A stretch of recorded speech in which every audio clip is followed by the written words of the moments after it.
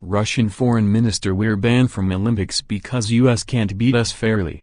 Russian Foreign Minister Sergei Lavrov said Sunday that the US manufactured doping allegations against his country, leading to a ban from the Olympics, because the Americans can't beat us fairly.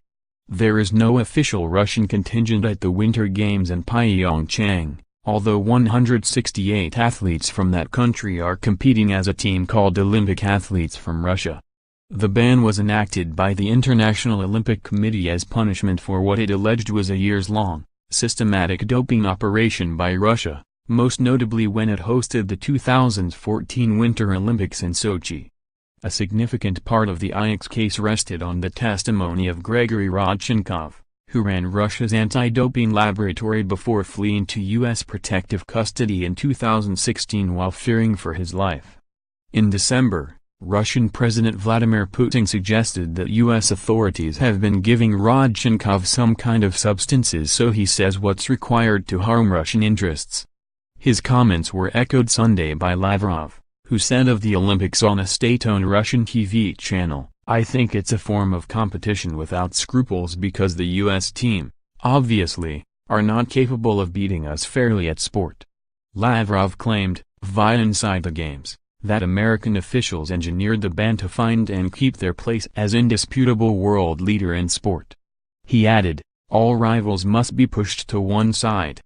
The Olympic ban was part of a broader U.S. campaign against a newly resurgent Russia, Lavrov said, which included what he described as false charges of meddling in the 2016 American presidential election. "They have been investigating this for a year and not a single fact has surfaced to corroborate these speculations," he said, via RT.com. "If there were any facts, they would have been leaked by now. I know this is how the U.S. system works. Everything gets leaked with so many people involved in all those hearings and investigations."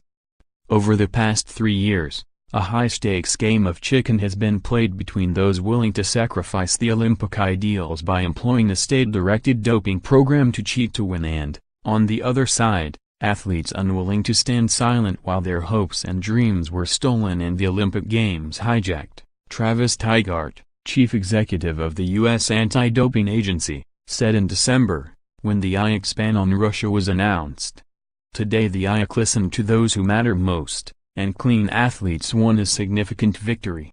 At the PyeongChang Games, where athletes have been allowed to compete after being judged as not guilty of doping violations.